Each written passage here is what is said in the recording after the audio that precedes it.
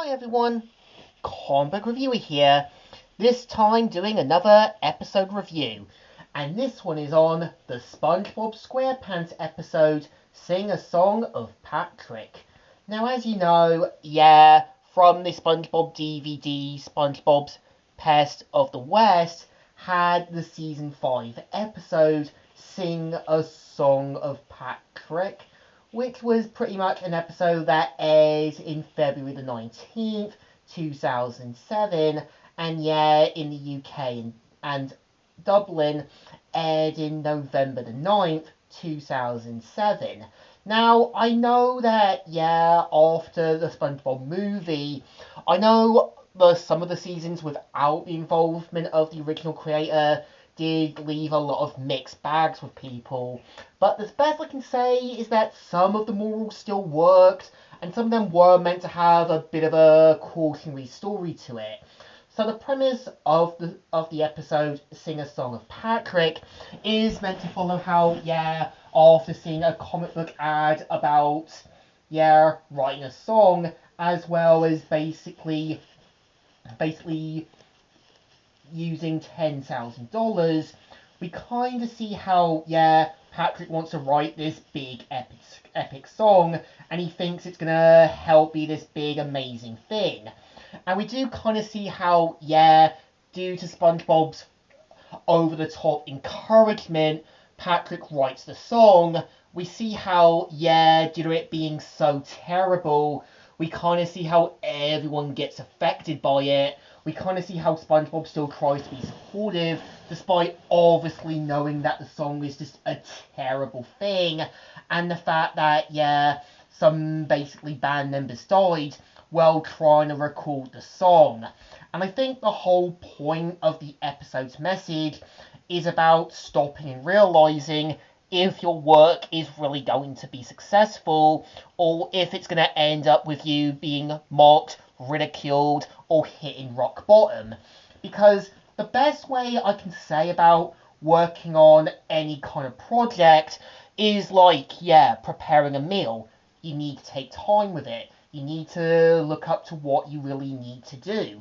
Because I think when you look at people like Vizzy Pop, also Greg Wiseman, also basically Ian Flynn, also, the team behind the Owl House, the team behind the 2012 TMNT cartoon, as well as, the Hasbro era of Power Rangers, they actually took time with their work, understood what they wanted to work with, fixed things up, and actually took time with a team of people to understood what they wanted to do.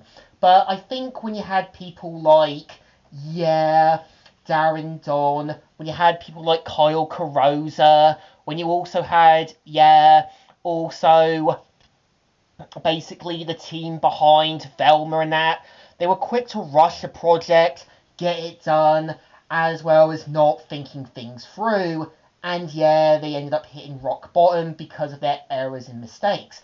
And the same way can go to Kathleen Kennedy, who was a producer of some other films in later years, mostly the Star Wars sequels and Rogue One. And I think this is a reason why you need to take time with your work, understood where you need to work with, and take time to develop, think things through, as well as have a project that perfectly works. But I think the problem was Patrick was basically quick to rush things, and it's clear that SpongeBob just overpraised him than actually giving him some constructive points. And because of that, Patrick ended up humiliating himself and caused everyone around him to go against him.